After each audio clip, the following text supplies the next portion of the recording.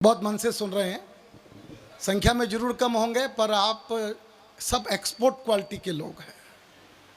इतने अच्छे लोग रोज मिलते नहीं। हम तो पशु मेलों में भी जाते। उज्जैन के पास गधों का मेला लगता, उसमें भी कवि सम्मेलन होता है। आज से 15 साल पहले अनिल अग्रवंशी मुझे वहीं पर मिला था, गधे के मेले में। तब से ये मेरे साथ ही घूम रहा है।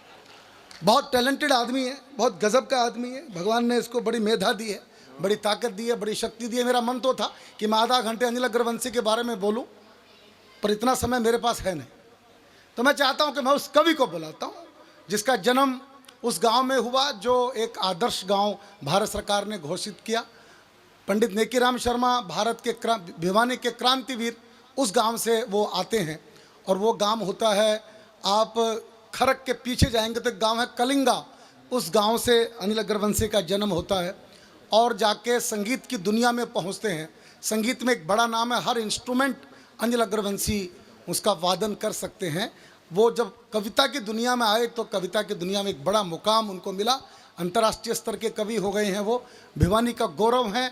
हमारे सुप्रीम समिति के वो चेयरमैन हैं। मैं बहुत लंबा परिचय दे नहीं सकता। यूट्यूब पे, सोशल मीडिया में बहुत पॉपुलर हैं अनिल अग्रवंशी। मैं चाहता हूं एक हास्य सम्राट को बुलाया जाए। मैं क्यों बुलाऊं, आप सब मिलकर बुलाओ। यहां से वहां तक एक बार खुलकर तालियां बजाइएगा अनिल अग्रवंशी। जो भी बताई कोरी झूठ, ये है वो है, अंतर्राष्ट्रीय है, देश के कोने कोने में। मैं बाबूजी आज तक कोने में नहीं गया। मैं किस लिए कोने में जाऊं जब यहाँ इस कॉलेज में हमारे कार्यक्रम चल रहा है। इतना बढ़िया संचालन पहले सत्र का किया हमारे प्रमोद भाई ने। कहाँ गए प्रमोद जी? प्रमोद जी संचालन करके घर गए मेरे ख्याल से। है खाना खाने? अच्छा, फरीदाबाद जानना। प्रमोद भाई भी बहुत अच्छे इंसान है, बढ़िया काम चल रहा है। लेकिन मैं चाहता हूँ, मेरे को ये बता दो बस कि मेरे को कितनी देर पढ़ना है, क्योंकि 10 बजे तक का समय दिया और दिनेश भाई के लिए केवल 15 मिनट बाकी हैं। इसलिए मैं समझ नहीं पा रहा हूँ कि चाहिए आप बताओ, क्योंकि 20 मिनट तो 25 मिनट तो भैया पढ़ेंगे दिनेश भाई के मुख तक, और उनके छंद मैं खुद सुनना चाहता हूँ। और मैं कई बार मैं सीधा सीधा एक कविता सुना देता हूँ, क्योंकि बहुत लंबा समय मैं नहीं लेना चाहता। हरियाणा की 2-4 बात बता देता हूँ। आप बैठ जाओ भाई, सिंगल साहब बैठ जाओ। हरियाणा का क्या मुकाबला, हरियाणा में तो मक्खी मच्छर तक में हास्य है। वो एक मक्खी की मच्छर से शादी हो गई। हरियाणा की बात सुन लो आप, हर जगह जगह मस्ती फैली पड़ी है। वो एक मक्खी की मच्छर से शादी हो गई। शादी के अगले दिन ही मक्खी जोर जोर से रोई। सहेली ने पूछा बहन क्या हुआ? बोली कुछ नहीं, रात को गलती से गुड नाइट जला दी, तेरा जिज्जा मर गया। बैठ जाओ सर, बैठ जाओ। आप एक कविता सुनाता हूं। और अभी बताया धारा 370 हटा दी, राम मंदिर बना दिया। उस टाइम नहीं है, हमारे पूर्वजों के टाइम में नहीं हुआ। भाई साहब मोदी नहीं थे उस टाइम, धारा 370 इसलिए हटी। राम मंदिर इसलिए बना जब मोदी जी नहीं थे।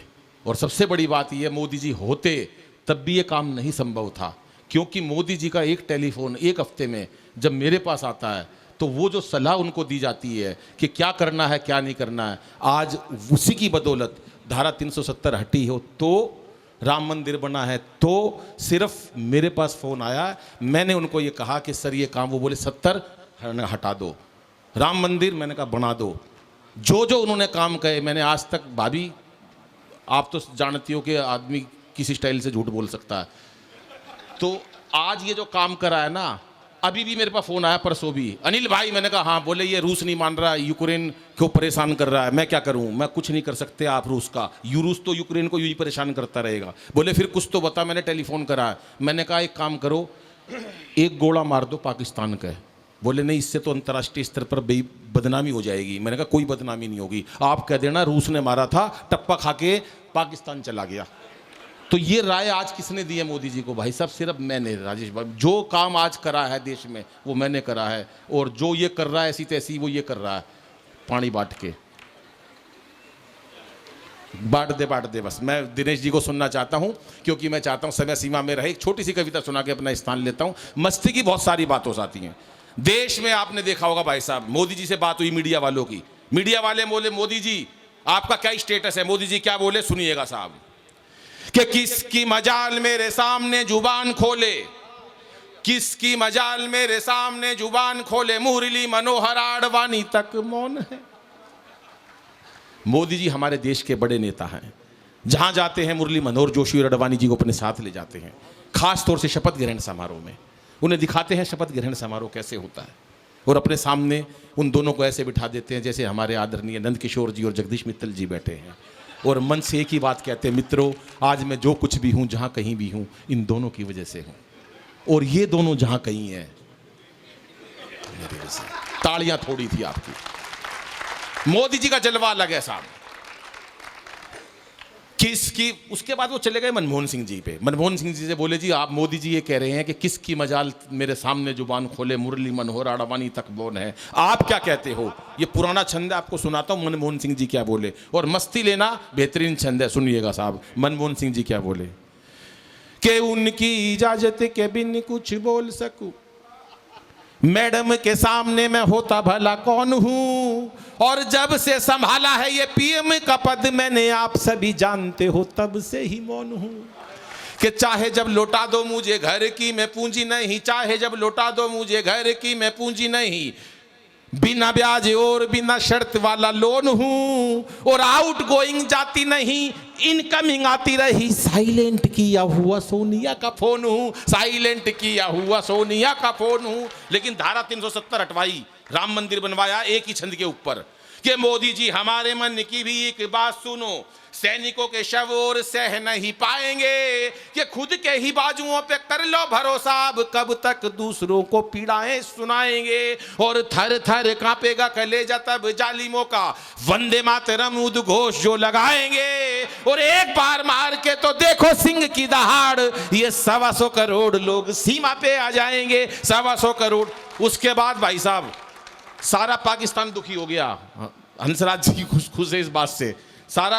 अभी आज 15 दिन पहले भी मेरे से बात हुई, बोले अनिल भाई पद्म श्री ले ले, मैं चाहिए साफ मना कर दी, मैं कहा मैं लूंगा नहीं।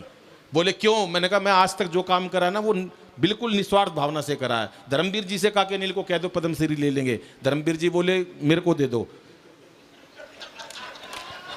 तो वो बोले नहीं रहने दो, तो मेरे पास दोबारा फोन आया ले लो, मैंने कहा नहीं। पद्म भूषण ले ले, मैं मना कर दी, पद्म विभूषण ले लो, मैंने कहा हाँ दे दो। भाई साहब मेरे को दोबारा फिर मोदी जी ने ये कहा अनिल ले ले मान जा, मैंने कहा ठीक है। बोले राष्ट्रपति और मैं दोनों आज क्या तारीख है 26 जून शाम को 7 बजे खाली हैं, पद्म श्री और ये सब ले लियो। भाई साहब सिर्फ मैंने इस वजह से छोड़ा है कि आज भिवानी परिवार मैत्री संघ का एक कार्यक्रम जिसमें नंद किशोर जी, धर्मवीर जी सब आएंगे। भाई साहब इतना बड़ा त्याग सत्यनारायण जी कोई कर नहीं सकता। उसके बाद भी 7-8 लोगों ने वहां ताली नहीं बजाई, वो चिढ़ते हैं मेरे से। अब पाकिस्तान को निपटाना था, एक छंद करके अपना स्थान लेता हूं, क्योंकि मैं बुलाऊंगा दिनेश रघुवंशी का। आप मेरे का कविता पाठ बहुत बार सुन चुके, और 1 घंटे अभी लगातार आपको बहुत हंसा सकते हैं, लेकिन दोस्तों एक समय की सीमा है, क्योंकि भोजन है सत्यनारायण भाई ने बड़े मन से बनाया है। मैं उस भोजन के लिए आपके साथ वो प्रसाद लेना चाहता हूं। उससे पहले दिनेश भाई को सुनना चाहते हैं। दिनेश भाई देश के मुक्तक पढ़ते हैं, वो माँ के ऊपर पढ़ते हैं, उनके अद्भुत मुक्तक हैं। हर रोज एक मुक्तक लिखने वाले देश में ऐसे एक मात्र हमारे कवि मित्र हमारे दिनेश भाई, हमारे बड़े भाई होते हैं। मैं अंतिम एक छंद सुनाकर अपना स्थान लेता हूं साहब। जब पाकिस्तान किसी से नहीं निपटा तो भाई साहब 5 लोगों की लिस्ट बनाई उन्होंने, जैन साहब 5 लोगों की। आप बिल्कुल यकीन करना 5 लोगों में से पहला नाम लिखा रामदेव जी का। बोले ये पाकिस्तान को निपटा सकते हैं। एक बोला यार रामदेव पाकिस्तान जी को नहीं निपटा सकता। बोले निपटा देंगे, इन्होंने बड़े बड़े उद्योगपति निपटा दिए। दूसरा नाम केजरीवाल, बोले केजरीवाल को रख लो टीम में, पाकिस्तान को निपटा देंगे। एक बोला यार केजरीवाल पाकिस्तान को नहीं निपटा सकता। बोला यार टीम में तो रख लो, निपटाएगा नहीं, कम से कम दुखी तो कर देगा। नंबर 3 मोदी जी, बोले मोदी जी को रख लो, हाँ वो कर सकते इस काम को, उन्होंने पूरे देश में डंका बजा दिया। नंबर 4 राहुल गांधी। एक बोला राहुल गांधी भाई पाकिस्तान को नहीं निपटा सकता। बोला निपटा देंगे, इन्होंने 125 साल पुरानी कांग्रेस निपटा दी, ये कर देंगे इस काम को। और नंबर 5 बहन जी, अगर आपको विश्वास हो, 5वां आदमी, आप पढ़ी लिखी लग रही हो इसलिए कह रहा हूं, 5वां आदमी जो रखा टीम में पाकिस्तान को निपटाने के लिए, मैं पीछे तक चाहूंगा आपका समर्थन। भिवानी परिवार मंत्री का कोई प्रधान हो चाहे कोई उप प्रधान हो, मन ने कुछ नहीं लेना भाई साहब, वो 5वां आदमी धर्मवीर जी मेरे को रखा। पर बन जाओ प्रधान, इससे क्या होता, टेलीफोन तो मेरे पास आता है ना। हाँ वो एक कनाट प्लेस में तोते बेच रहा, तोते मैंने कहा तोता कितने का दिया? बोला 20,000 का। मैंने कहा इसमें क्या खास बात है? बोला ये तोते का उपप्रधान है। अरे मैं उपप्रधान है तो 20,000 का काहे को? बोला सारा काम यही करता, सारी मीटिंग यही अटेंड करता, भाई साहब ले जाओ। और मैंने कहा ये दूसरा? बोला दूसरा 50,000 का। मैंने कहा इसमें क्या खास बात है? बोला ये तोतों का महामंत्री है। मैं तोतों का महामंत्री, इसमें क्या खास बात है? सारी मीटिंग यही अटेंड करते हैं, बड़े बड़े अतिथि को बुलाते हैं, सारा कामकाज यही देखते हैं, भाई साहब ले जाओ 50,000 का। मैंने कहा तीसरा? बोला 5 लाख का। मैं इसमें क्या खास बात है? बोला ना कोई काम करता, खाली रोब दिखाता, इनका प्रधान सही हो। कहाँ गए राजेश चेतन जी? यो बैठा तोत्या का प्रधान। तो भाई साहब कोई फायदा नहीं, मोदी जी का फोन मेरे पास आता है, अंतिम 4 पंक्तियां पढ़ता हूं बेटियों के लिए, बहनों के लिए, जिनको गर्भ में मार दिया जाता है उनके लिए पढ़ता हूं, क्योंकि कुरीति देश में बहुत ज्यादा जा रही है साहब। कि इसे बेटा बना पालो तो इतिहास छू लेगी, इसे बेटा बना पालो तो इतिहास छू लेगी, करो विश्वास बेटी पर तो ये विश्वास छू लेगी। कभी जीवन में बेटी को नजरअंदाज मत करना, जरा से पंख खोलोगे तो ये आकाश छू लेगी, जरा से पंख खोलोगे तो ये आकाश